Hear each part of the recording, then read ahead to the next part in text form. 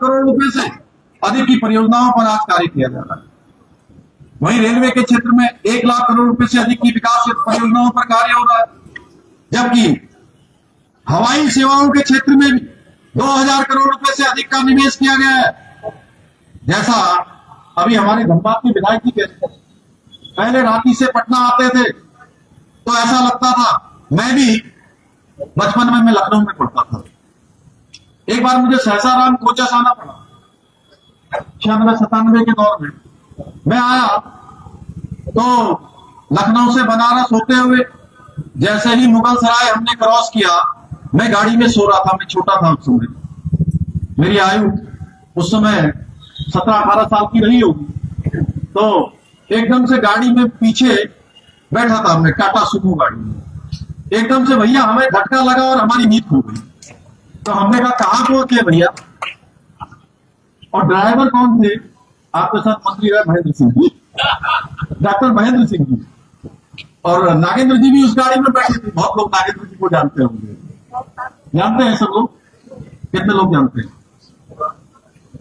तो नागेंद्र जी बोले, अरे बाबू सो जाओ बिहार पहुंच गए। ये हाल उस समय बिहार का होता था भाइयों बहनों। आज देखिए, आज हाईवे बन रहे हैं, एक्सप्रेस वे बन रहे हैं, और पिछले 5 वर्षों में बिहार में 900 किलोमीटर से अधिक 4 लेन की सड़कें, 6 लेन की सड़कें, हाईवे का निर्माण किया गया है। वहीं प्रधानमंत्री ग्रामीण सड़क योजना के अंतर्गत लाखों किलोमीटर सड़कों का निर्माण हुआ है। वहीं ग्रीनफील्ड पटना आरा सासाराम कॉरिडोर जैसी महत्वाकांक्षी परियोजनाओं पर काम किया जा रहा है। मोदी सरकार द्वारा बिहार के रेल बजट में भी अभूतपूर्व रूप से वृद्धि हुई है। कांग्रेस के 10 वर्षों के कार्यकाल से अगर इसकी तुलना की जाए तो आज बिहार के रेल बजट में 10 गुना से भी अधिक की वृद्धि हुई है, 10 गुना। आज बिहार में अमृत भारत एक्सप्रेस, बौद्ध सर्किट रेल जैसी आधुनिक रेल सेवाएं, इसके साथ साथ 20 वंदे भारत ट्रेनों की सौगात भी बिहार राज्य को दी गई है। आज जहां एक और आज मैं देख रहा था कि पटना का हवाई अड्डा बहुत शानदार बन गया, आधुनिक टर्मिनल का उसमें निर्माण हो गया। वहीं दरभंगा में नए हवाई अड्डे का निर्माण करके वहां से नियमित हवाई सेवाएं शुरू की गई हैं। इसके साथ ही बिहटा में लगभग 1400 करोड़ रुपए की लागत से अत्याधुनिक हवाई अड्डे का निर्माण कार्य प्रगति पर है। ये सभी बृहत परियोजनाएं न केवल बिहार के आर्थिक दृश्य को बदल रही है, बल्कि आने वाले समय में रोजगार, उद्यमिता के नए अवसर भी सृजित कर रही है। आज आदरणीय मोदी जी के नेतृत्व सनातन का उद्घोष चारों दिशाओं में गूंज रहा है। चाहे जहां भी आपको आने का निमंत्रण केशव जी ने दिया, अयोध्या में भगवान श्री रामचंद्र जी का भव्य और दिव्य मंदिर का निर्माण हो, काशी विश्वनाथ का कॉरिडोर बनना हो, उज्जैन में महाकाल लोक का निर्माण हो, या फिर देवभूमि उत्तराखंड में भव्य केदार और दिव्य केदार बनाना हो, या बद्री विशाल का मास्टर प्लान हो। आज हमारी धार्मिक आस्थाओं को, धार्मिक धरोहरों को सजाने और संवारने का काम मोदी जी के नेतृत्व में पूरे देश के अंदर हो रहा है।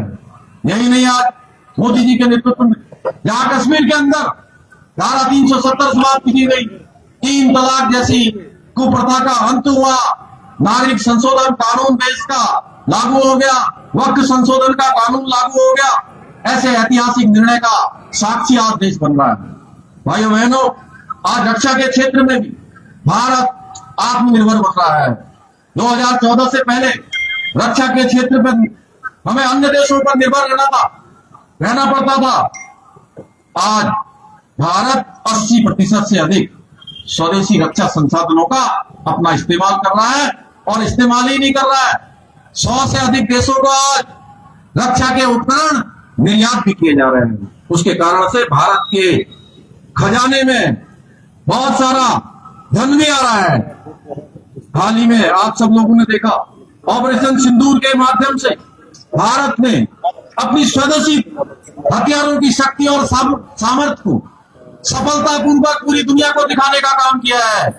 आज भारत में हुए आतंकी हमलों पर केवल इन घटनाओं पर खेद व्यक्त करके आतंकवाद की समस्याओं पर घड़ियालू आंसू नहीं बहाए जाते हैं, बल्कि हर हमले का जवाब अगर एक गोली आती है तो गोली का जवाब गोलों से देने का, तोप से देने का काम भारत की सेना करती है भाई। पूरी हमले के बाद सर्जिकल स्ट्राइक के माध्यम से आतंकी अड्डों को तबाह किया जाता है।